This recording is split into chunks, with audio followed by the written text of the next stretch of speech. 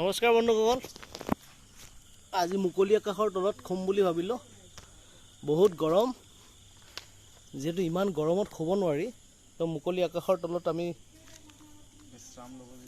শুবলৈ আমি চেষ্টা কৰিলোঁ।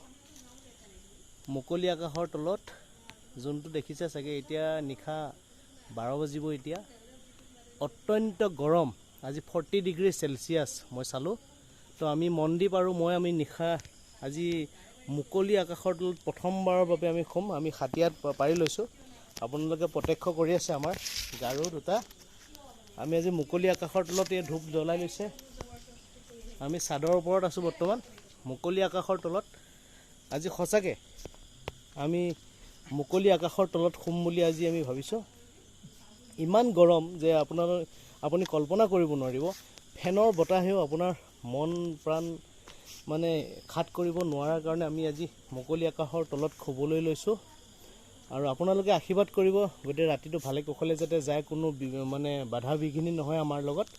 আপোনালোকে দেখিছে আমি চাদত একদম ওপৰত 3 মহলীয়া চাদৰ ওপৰত মনদ্বীপ আৰু মই ভালকৈ দেখাইছোঁ। মনদ্বীপ আমি আৰু মই দেখিছে আপুনি, আৰু মোৰ মাতটো শুনাৰ লগে লগে গমেই পাইছে। তো আমি দুইজনে শুম আজি ৰাতিটো, ইয়াতে স্পেণ্ড কৰিম। খুব ভাল লাগিব। আৰু আপোনালোকে কেতিয়াবা সাহস কৰিব মুকলি আকাশৰ তলত শুবলৈ। যিহেতু পৃথিৱীত সকলো অকলে আহিছে আৰু এদিন অকলে সকলো যাব লাগিব, গতিকে আপোনালোকে সাহস কৰিব, অলপ মনত সাহস গোটাব যে মুকলি আকাশৰ তলত শোৱাৰ মজাই বেলেগ, নহয় জানো মনদ্বীপ? তো বন্ধুসকল, গুড নাইট কৰোঁ নেকি? বেছি কথা নাপাতোঁ আৰু, টোপনিও ধৰি আহি আছে। আপোনালোকক দেখাই আছোঁ, আমাৰ হাতী এখন তৰিলোঁ। ইয়াতে কোনো ধৰণৰ আঁঠুৱাৰ ব্যৱস্থা নাই। মহে ভাবিছোঁ, মহৰ ওপৰত বিশ্বাস আছে যে মহে আমাক একো নকৰিব চাগে, কিন্তু মহে কামুৰিলে আমাৰ ডেংগু হ'ব বুলি আমাৰ এটা বিশ্বাস। কিন্তু আমি ডেংগু হ'বলৈ নিদিওঁ, কাৰণ আমি গডজিলাৰ জ্বলাই লৈছোঁ। গডজিলাটো আপোনালোকে দেখি আছে, এইটো ৰেড কালাৰ গডজিলা। তো বন্ধুসকল, অলপ সাহস কৰিব। জীৱনত সাহস নকৰিলে কোনো কামেই সিদ্ধি নহয়। তো মই দেখাই আছোঁ মুকলি আকাশৰ কিছু অংশ দেখাই আছোঁ, যোনটোৱে আমাক চাই আছে, আমিও যোনটো চাই আছোঁ। আৰু মনদ্বীপে বহুত সাহস কৰিছে আজি অকলে শুবলৈ।